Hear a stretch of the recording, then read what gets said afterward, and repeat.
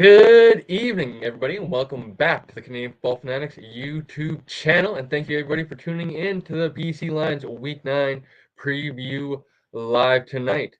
Excited to be breaking it down, the Lions' biggest game of the season. Blake will be joining here in moments. I know he's just getting off work, I believe, and will be joining us before I believe he has to go back to reffing. So, shout out to Blake as always. I know fitting us into his busy schedule.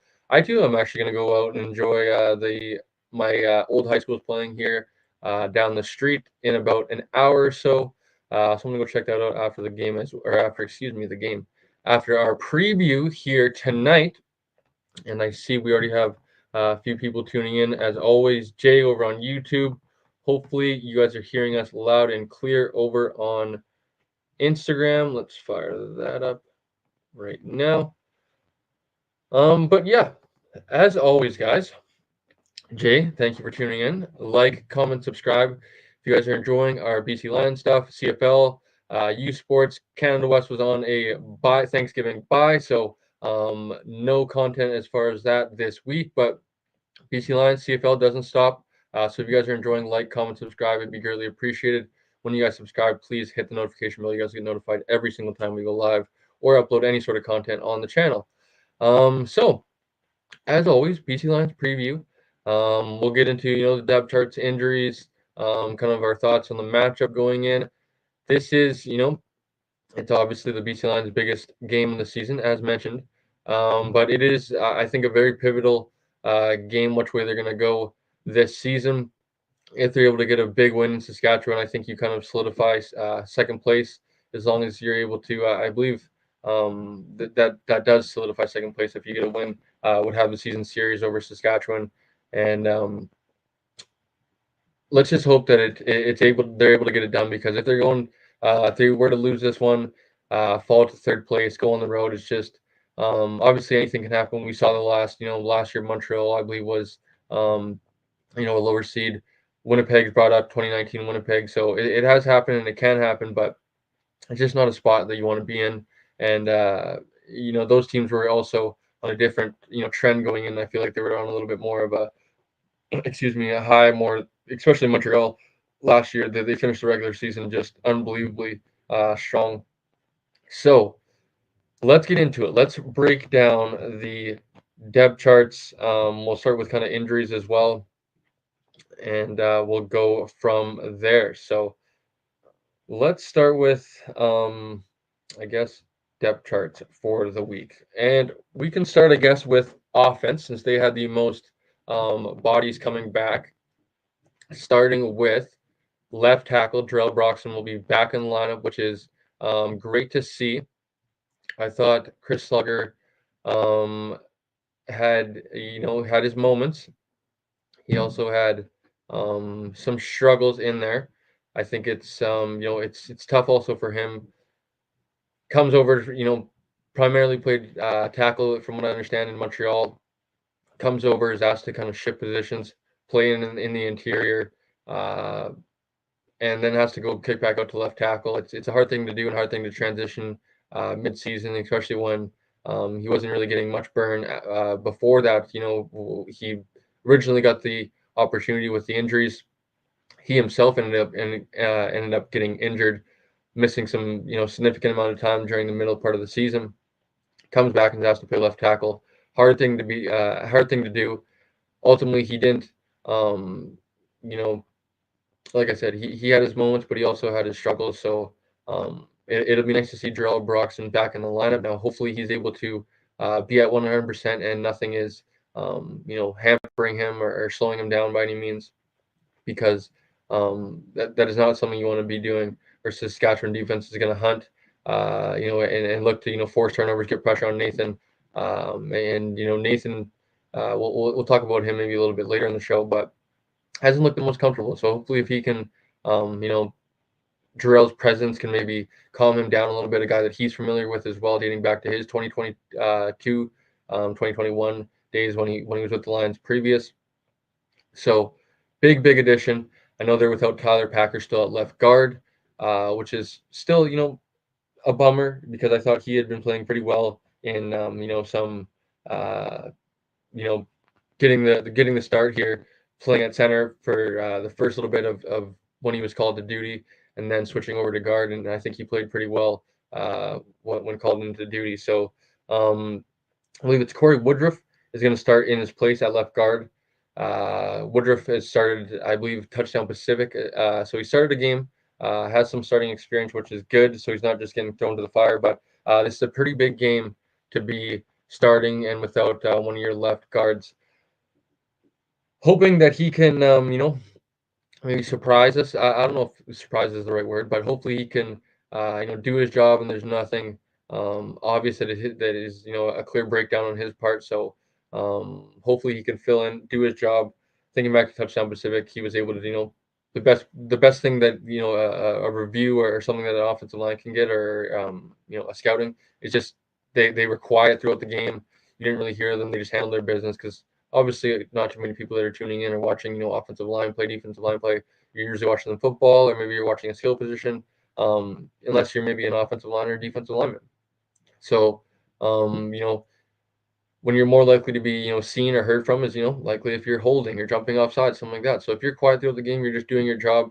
Nobody's calling on missed blocks on replays throughout, the broadcast or something like that. Obviously, it's good to, maybe hear that you had a great block or something like that. But if you're able to stay, relatively quiet throughout a majority of the game, I think it's a good thing for an offensive lineman. So hopefully, like Touchdown Pacific, it's another quality start for him, and he's able to build on, the prior experience now. He's not going to be totally, new, I guess, to the starting, his routine and whatnot. But as Blake, join us. Hey, I'm good, buddy. How are you? I'm doing very well, man. I'm excited for the Good, week good. to be here. A long weekend, Thanksgiving weekend, man. Filled with family, food, and football as always, man. I'm really excited for the weekend. As always, buddy, BC Lions preview. I was just talking about, the depth charts here, some of the injuries, some of the guys that are coming back. Started on the offensive side, obviously, with them having a majority of the additions coming back. I was just talking about some of the additions on the offensive line with Darrell Broxton coming back, but also losing Tyler Packer and Corey Woodruff starting at left guard. So, what were your thoughts on the offensive line play and getting some of those guys back? Yeah, I was really excited to see that Jarrell Broxton is going to make his return. I believe, as you said, Tyler Packer is going to make his return as well. So I think that's really going to help the Lions. Tyler Um, Packer's it- not making he's out. Corey Woodruff is going to start at left guard. oh, okay, so I had that backwards. But I was really excited to see that Jarrell Broxton is back. The Lions, it's no secret that the offensive line hasn't been the greatest lately. And I think that this is really going to help Nathan Rourke have that time in the pocket that really he hasn't had since he came back over a month and a half ago. Yeah, so as we go down the rest of the offensive line, it is as usual Micah Couture at center, um, Shoop Chung and Kent Perkins to fill out the rest of the offensive line. Andrew Pearson being the lone backup once again this week. Um, we're gonna have to maybe start putting O line slash tight end in there or something like that. 2 receptions on the season, 2 first downs, 100% catch ratio, and I love the little celebration as well after he caught the pass last week. It was quite funny, and obviously both you and I have root for Andrew as a person, just a good guy that he is in the community here in BC, and everything that he does for the organization and just football in general here in BC. So as we go into the receiving core, we get Batman back. I saw the bat signal was out. The BC Lions made a tweet with Alexander Hollins, obviously CFF insider, as you dubbed yourself, Blake Milne, on Wednesday night. You had it here first, saying that on last post game show that Alex Holland, you saw Alex Holland's post game. He, I believe he said maybe I don't know if he exactly said promise, but he said that he was going to be back in the lineup next week. Next week being here, is good to see him back. I think we need a presence like that, and hopefully, he wasn't at his hottest when he got injured. But if we're able to get a fresh Alex Hollins going in the playoffs, I'm not going to complain whatsoever, because I think there's a better player than the guy we saw weeks 7 through 14 or whatever it may be. So, what are your thoughts on Hollins getting back in the lineup? Yeah, I was really excited to see that Alex Hollins is making his return kind of as quickly as he is. As the original injury, we had thought that maybe it was going to be season ending. It didn't look good when it happened against Toronto a little less than a month ago.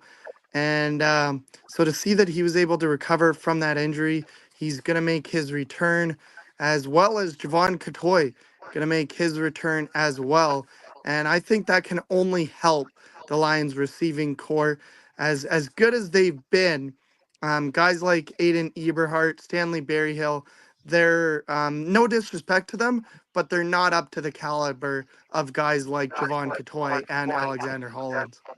Yeah, absolutely. And obviously, Katoy's still out of the lineup. So I believe Stanley Berryhill, if I'm not mistaken, will be starting at field side receiver this week. So, to stay on the receiving core, I think, a guy that I would love to see kind of have a good week, and he had one last week. He was actually on BC Lions on tap this week, but Keon Hatcher, a guy that hasn't had a touchdown yet, coming back from his Achilles injury.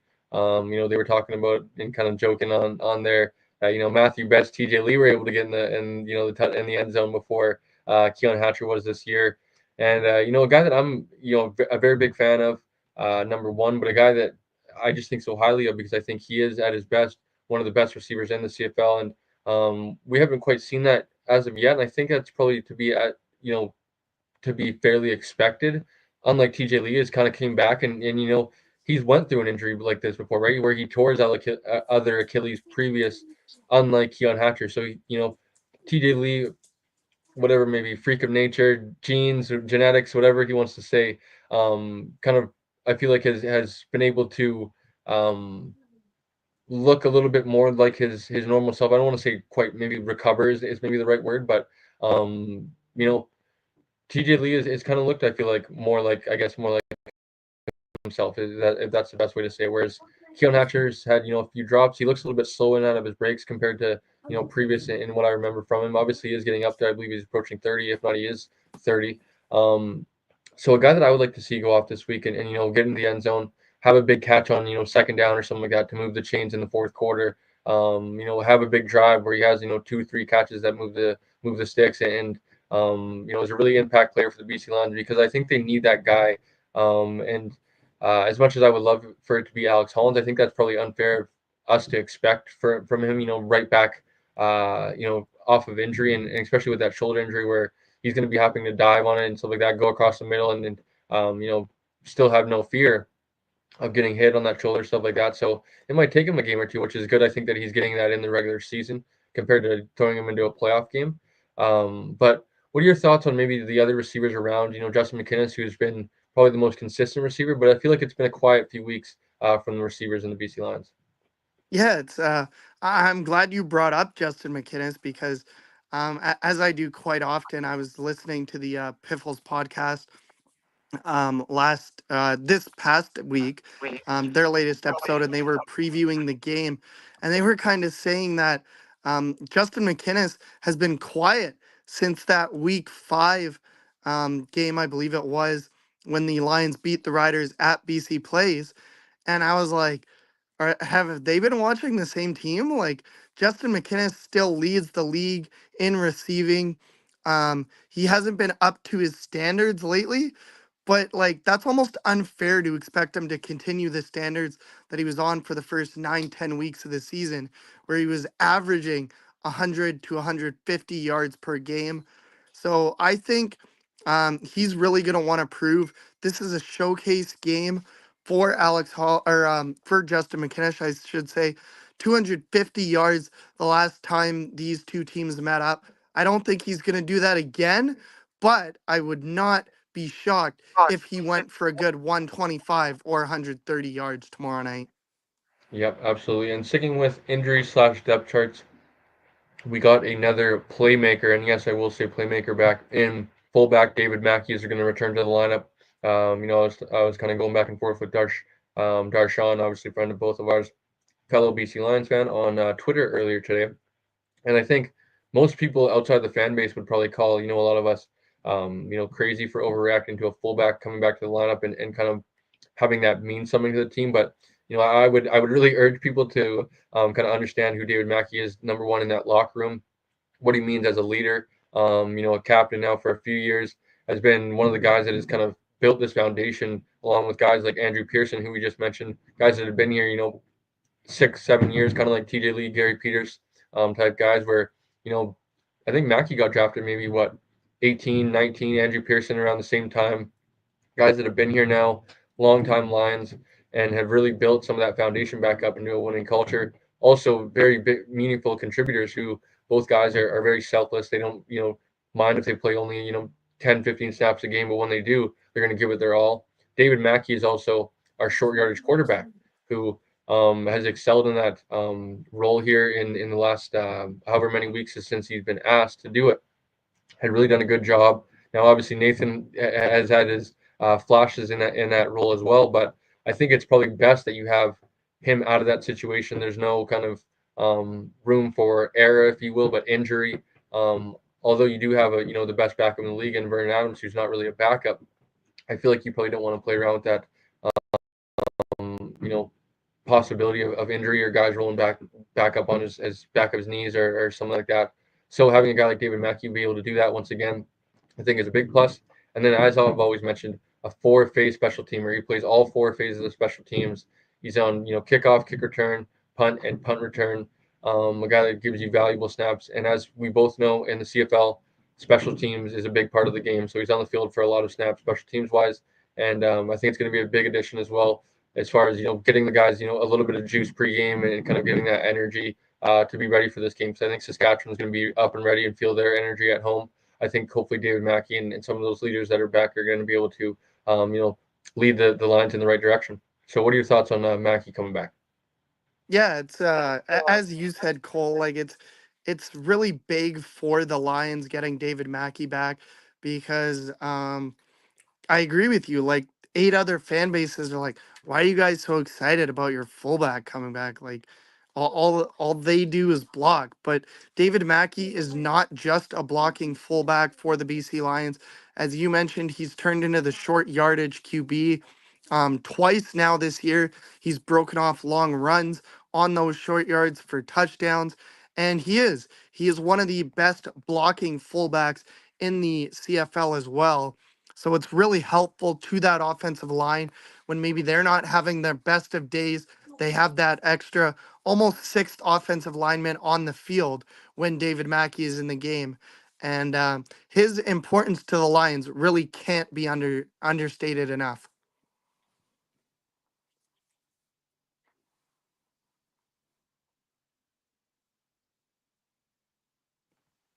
I was muted. Speaking of backs, we'll stick with the running back position, and as always, William Stanback is going to be in the backfield, running the rock. A guy that's been durable all season, and expecting another big dose of William Stanback again this week. So I think this is probably where we have the conversation, I guess, now, um, with Nathan Rourke. Um, And I think this is where the game is probably going to ultimately come down to, right? If we're going to be honest with ourselves here, Blake. And, um, you know, I've made it known, and I think people, that listen and even follow me on Twitter, whatever maybe, know how big of a Nathan Rourke fan I am. He just hasn't quite looked like himself, even though he had those two games versus, Ottawa, touchdown Pacific, and then in Montreal where he had, signs of being that Nathan Rourke. But outside of those two games, I believe he's 2-4 in his 6 games back. Those 4 losses, he hasn't really looked, I feel like, comfortable in the pocket where he's kind of always looked, I feel like, ahead of the defenses in previous years when he was with the Lions. So I'm just wondering if that's going to, come this year, if that's maybe just like something that's going to have to be, go through a year like this. Unfortunately, it's going to have to come at the cost of a home Grey Cup and kind of laying in the bed that you made, as I like to say. Um, and it would be unfortunate, but I'm just curious because it is a fairly significant sample size that we do have now, right? And I think it is unfair to maybe pin all 4 losses directly on his shoulder, but he has had you know, I would say a little part of it, right? Where like the offense just hasn't been able to, you know, move the sticks, get in, you know, scoring positions. Now where you could argue is sometimes the defense isn't, you know, the greatest, right? Where they've had their struggles this year as well, and obviously that comes down to complementary football. Um, so it's tough to kind of really place all the blame on you know Nathan's shoulder as well as you know I think a big part of people kind of not understanding how hard this transition might be is you know, outside of Keon Hatcher and Javon Couture, there's not really many familiar faces, right? Where Holland was a practice squad guy in 2022. You know, McInnes was a Saskatchewan Roughrider. You know, Eberhardt wasn't in the CFL. Barry Hill as well. So he's throwing to a lot of new guys and trying to get chemistry on the fly, whereas VA already had that chemistry. And I think it was just it was it's just unfortunate because it's a situation that they're in, so they kind of have to play their hand as is. But it's just I wonder, I guess, kind of going into this game where the leash would be with the Nathan work, where obviously it hasn't really been his fault. You know, speaking of last week in Calgary, where it didn't really seem like you know him getting pulled at half was more realistic to where he got pulled. What who were we playing when he got pulled at half? Toronto. Toronto.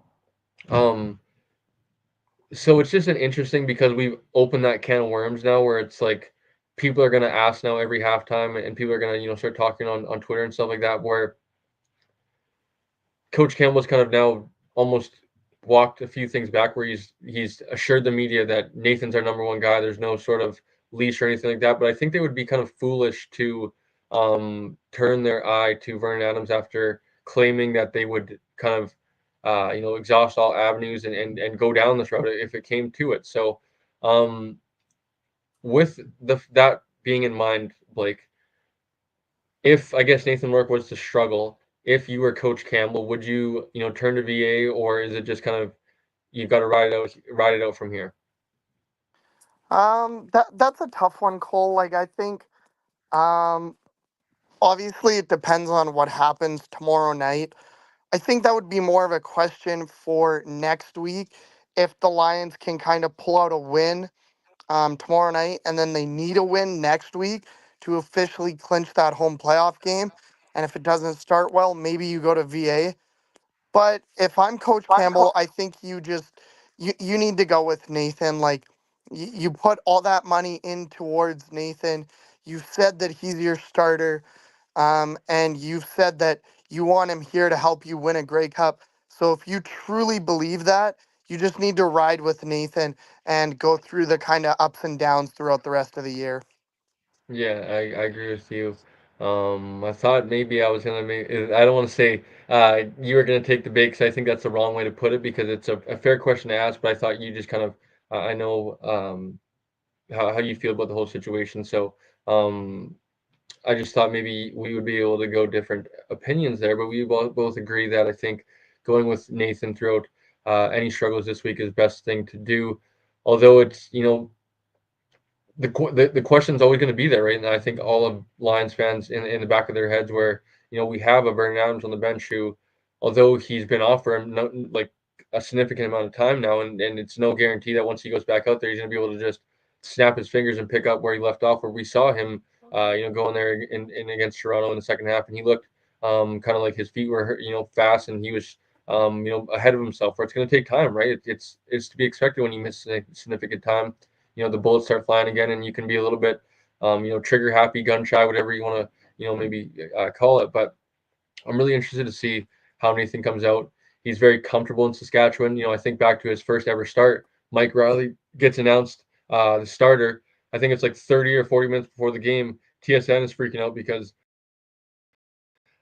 Mike Riley's not in warmups, and Nathan Rourke's running with the ones. Mike Riley ended up missing, I believe, that game with his elbow injury or whatever. That was the start of kind of the end for Mike Riley. And Nathan Rourke, rookie out of Ohio, ends up getting the start in Saskatchewan. And you know, it didn't start off too great, but he ends up kind of leading them back to a you know a pretty exciting game and gave them, I think, a little bit of optimism and hope that this was going to be their guy moving forward post Mike Riley way back then. I think of a few games, you know, going over the top to a Lucky Whitehead down the seam. You know, he's had some success in Saskatchewan. I think he needs to once again. And this is kind of, I think this is like not do or die, but kind of like nut up or shut up time where like if you want to kind of, go on this run here and get to the home Grey Cup, you need to make sure you host that West semifinal. You don't want to, take any chances on the road. You want to be as comfortable as possible because you know you're going on the road for the West final. Once again, you're going into Winnipeg. No matter what, let's host that BC Place for the West semifinal. Make sure that's happening. Make sure Saskatchewan's coming to you because we're going to see this team once again.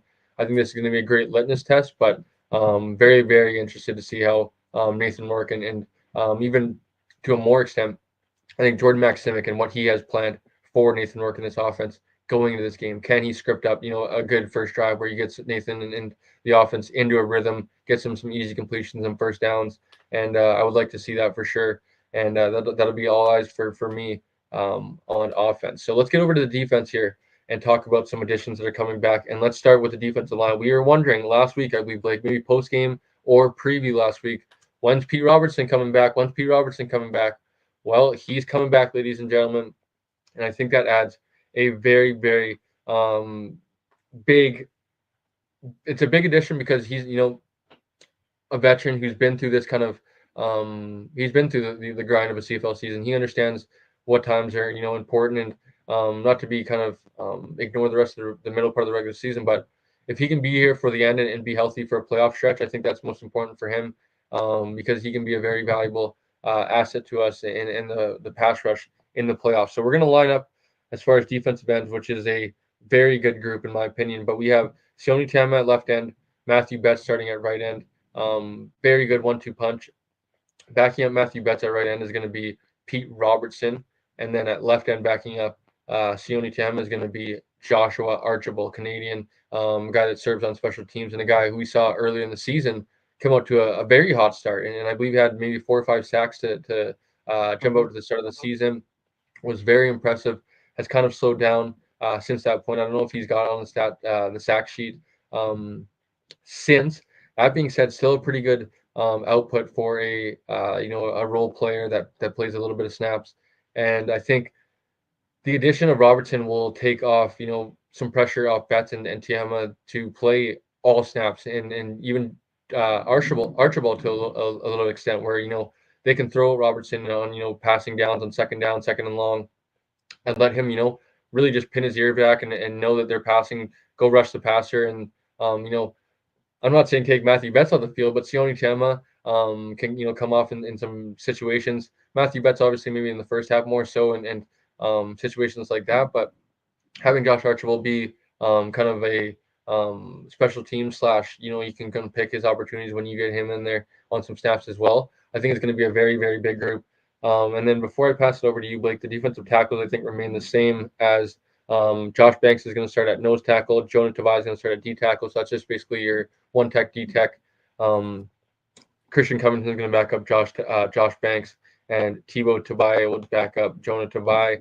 Um, More often than not, we see kind of Christian Covington taking out Jonah Tavai, and a lot of the snaps we're seeing Covington and um, um, Josh Banks. But Tobias had a pretty impressive showing here in his first year of significant time, where he's had some really quality snaps and stuff like that out there, and he's played well, and he's actually kind of had a few impact plays as well along the way. So he's not a guy to be reckoned with. I think just adds to the deep group where we have, you know,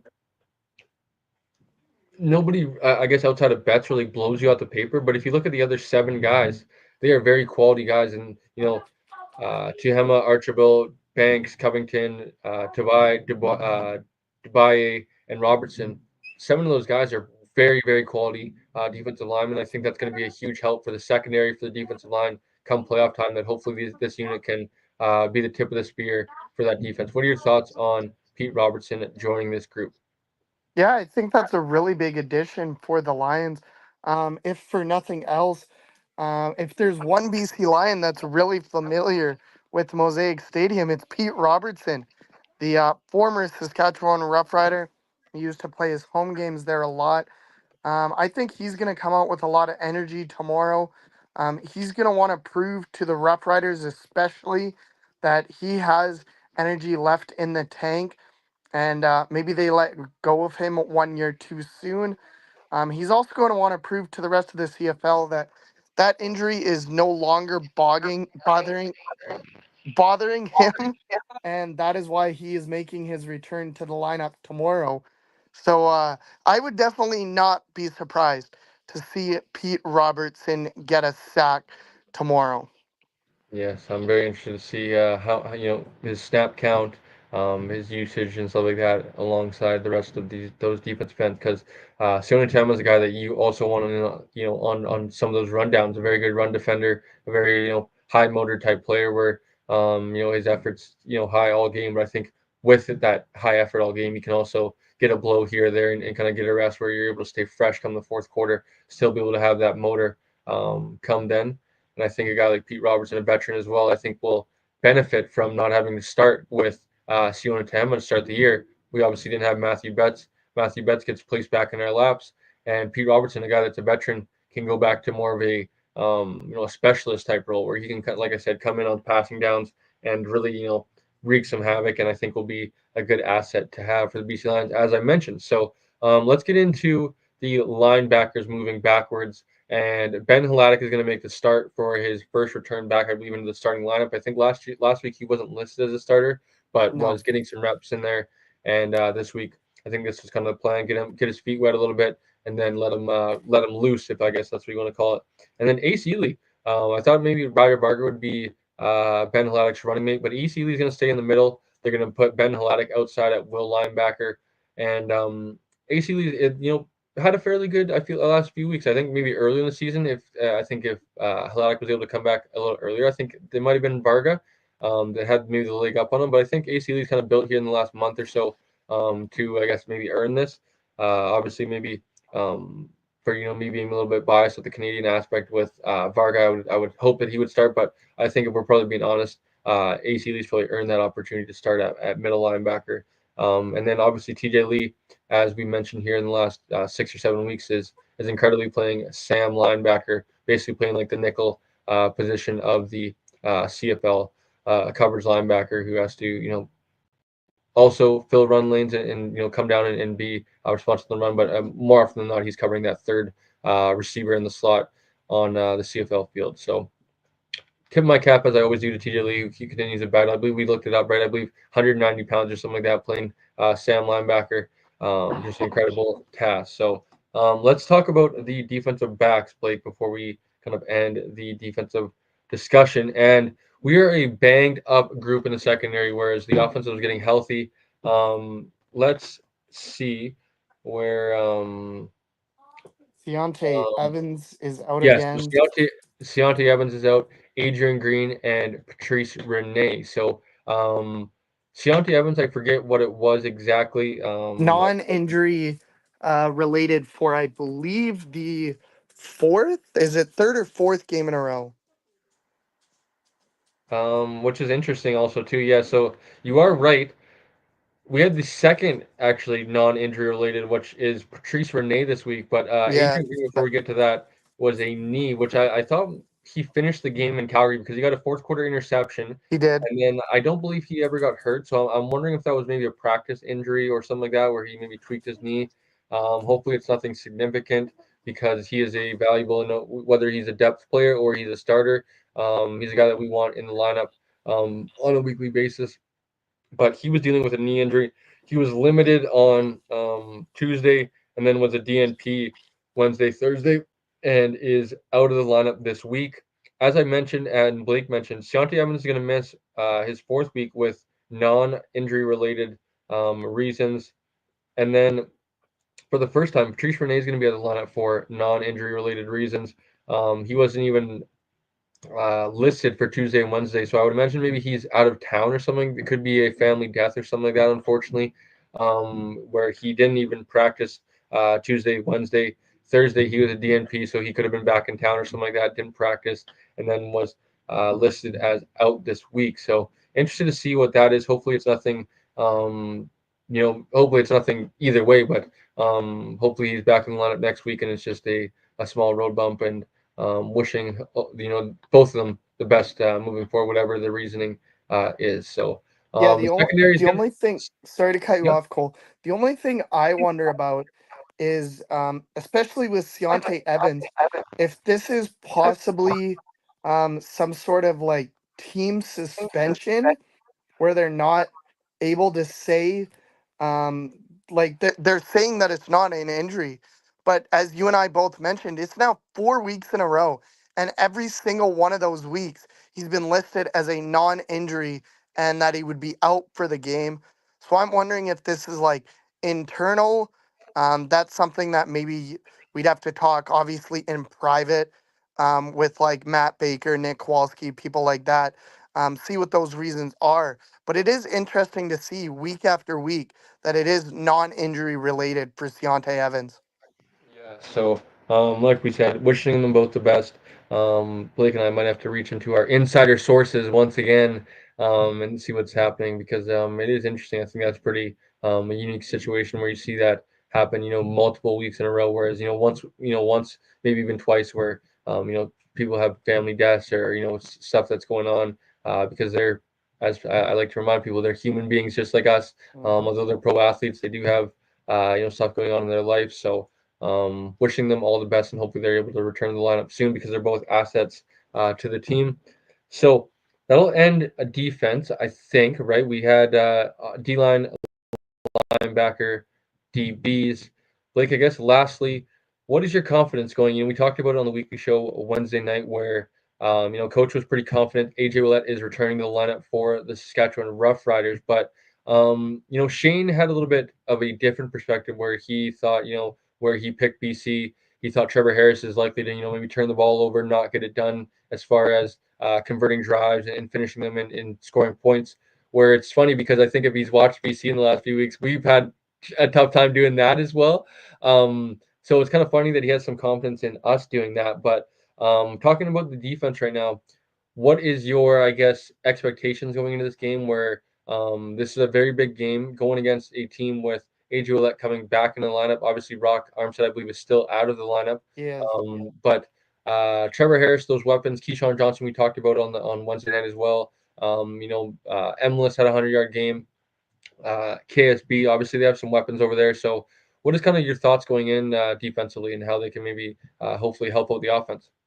Yeah, I think defensively they will do what a lot of defenses do against the Saskatchewan Roughriders, and that is Trevor Harris will get a lot of yards. He'll get them down to the 20, into the red zone, the green zone, whatever you want to call it. And then after that, more times than not, the Roughriders won't be able to convert. Um, they've had trouble with it this whole season. Trevor Harris has had trouble with it his whole career, being able to convert into the red zone. I don't think AJ Ouellette will be as big of a factor tomorrow night as he would be in a Western semifinal or no matter where it is, because I think the high tomorrow, I was actually looking at that earlier today. The high around kickoff is going to be like 11, 12 degrees, which in mid October in Saskatchewan is almost perfect football weather. So it's not going to be a cold weather game. Um, Ouellette is making his return from injury. He hasn't played from since week 11. I would be a lot more worried about him coming into the West final if the Lions aren't able to get it done and have to go back to Saskatchewan for that Western final, where it is very much going to be a cold weather game into November. I don't even want to think about that, pal. I don't even want to think about having to go back to Saskatchewan. But that is reality, unfortunately, right now, unless we win a game and then hopefully win against Montreal as well, or Saskatchewan were to drop one the remainder of the year. So let's get into, as always, Mr. Automatic, Stefan Flintoff, our specialist. Nothing's changed up. I guess not really much to talk about, to be honest. Hopefully, Flintoff has no, or not hopefully, he does have no scoreboards to interfere with his punting duties this week. So that's a good thing. I think hopefully, once again, Sean White's going to have to be an asset. And I think I called it on Wednesday night. I'm thinking it's a Sean White walk-off field goal to win us the game here. It's going to be a tight game in the fourth quarter. We get late possession. Nathan Rourke's able to lead a late fourth quarter game-winning drive for Sean White to march out on the field and nail it right down the pipes, get us a victory, a well-needed, come playoff time versus Winnipeg versus a Grey Cup matchup. more often than not, those games are going to come down to one possession, as football games usually do, right? I think the average, I don't know what the CFL averages were, but I believe in the NFL, average, margin of victory is only less than 6 points or something like that. So one score game more often than not. And on any given Saturday, anything can happen. So I'm interested to see what happens. And I think those guys will be a big part of it because um, Sean White, obviously number one, can get his points. Hopefully, we don't see honestly too much of Stephen Flintoff because that means our offense is not converting drives. So to be honest, I would like not to see from him, but hopefully he's just able to keep holding those kicks. I believe Kyle Nelson still starting at long snapper, if I'm not mistaken. And other than that, I believe Terry Williams. I guess we shouldn't leave out Terry.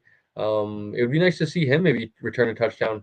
For the BC Lions, continue to get some good field position, but. Any thoughts on Sean White? I know he's had to continue to have a good season. Um, what are your thoughts on the specialist? I guess Blake. Yeah, I would agree with you that I think it is going to come down to some sort of field goal, whether it's off the leg of Sean White or off the leg of Brett Lothar. Um, I would very much put my confidence into Sean White. I know Brett Lothar has been better as of late, but it wasn't too long ago that he missed 4 kicks against the Montreal Alouettes in a game they ultimately lost. I believe he missed a kick against Ottawa. He missed one against Calgary just a couple weeks ago.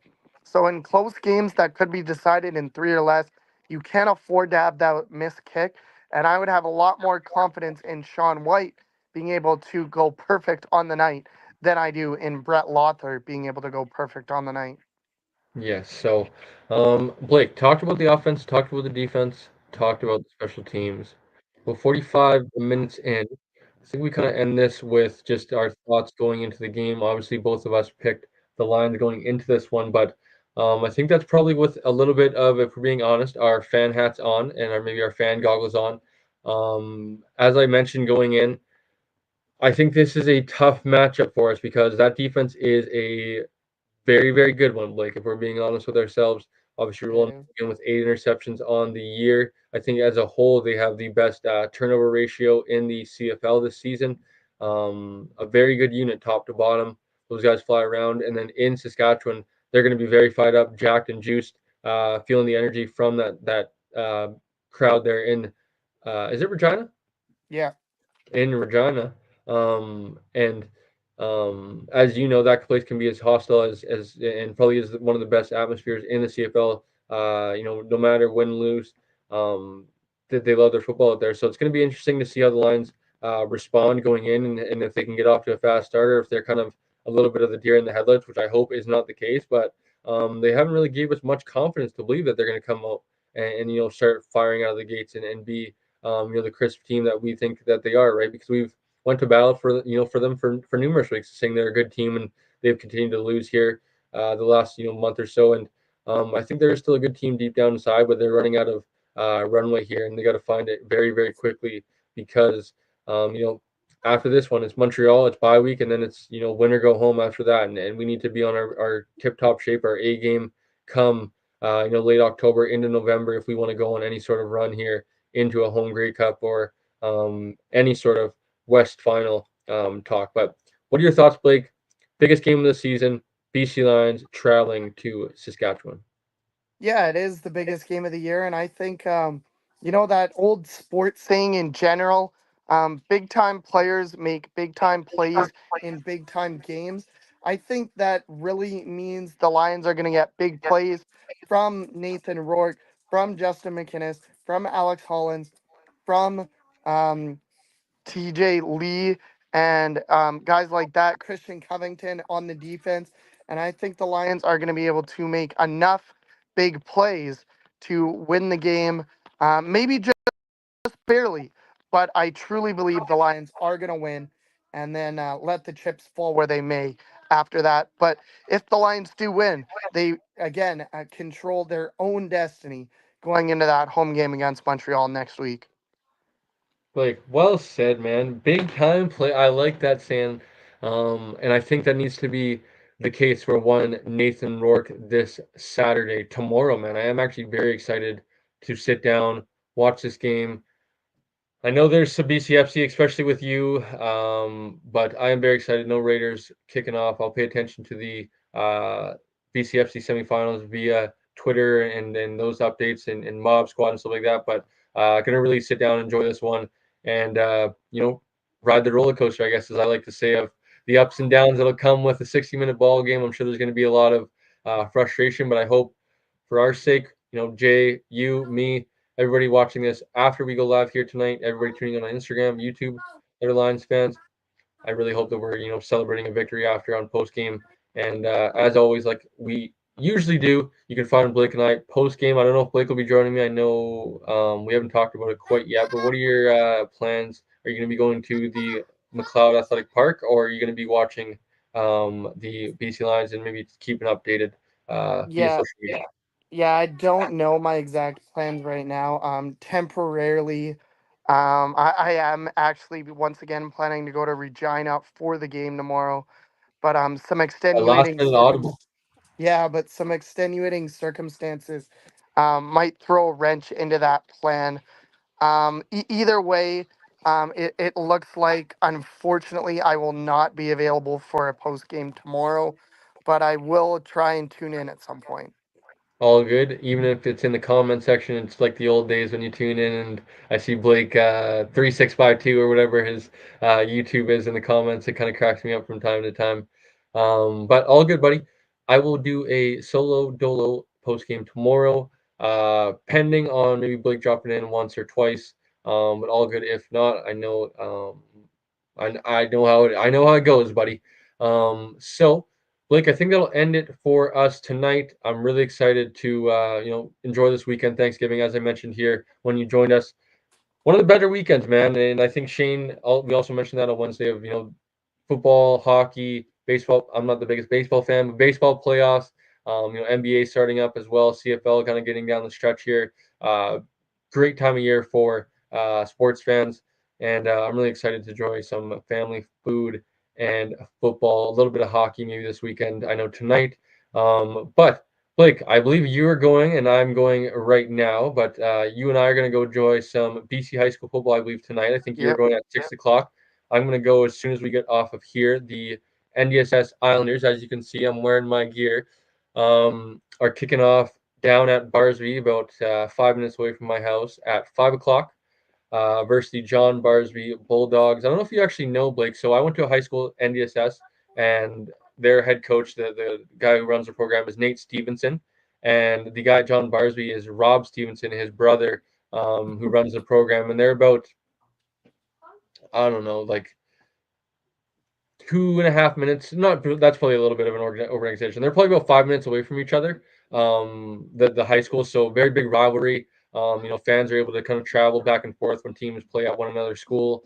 So excited to go down there tonight, check it out. It should be a little bit of Friday night action and enjoy that one. And hopefully my NDSS Islanders. It hasn't been great to us throughout the years, as you know. John Barsby's quite a good program throughout BC high Yeah.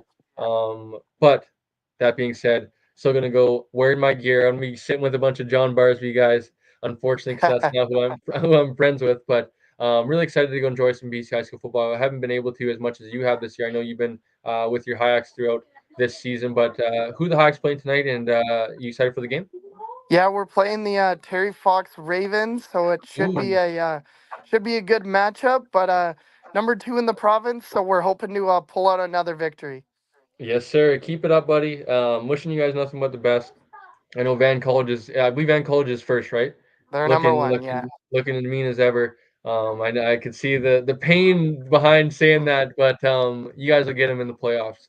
I believe in you. We'll say I'm riding with New West this year, I guess. Because I believe Mount Doug's not really in contention. I think I saw them got.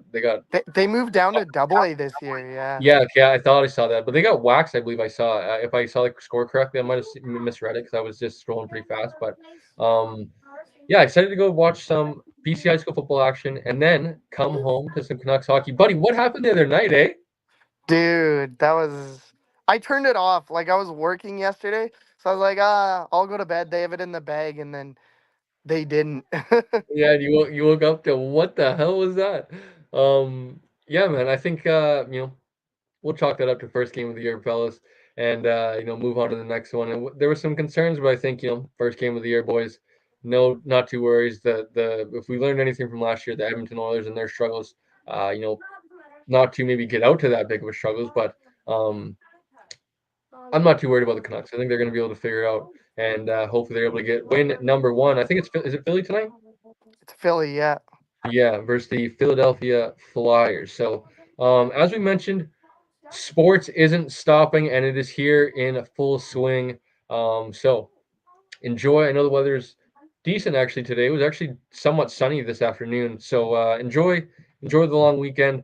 Blake, I think that'll sign us off for the night and for the weekend. I will see you guys tomorrow. As always, like, comment, subscribe, and we'll see you guys tomorrow.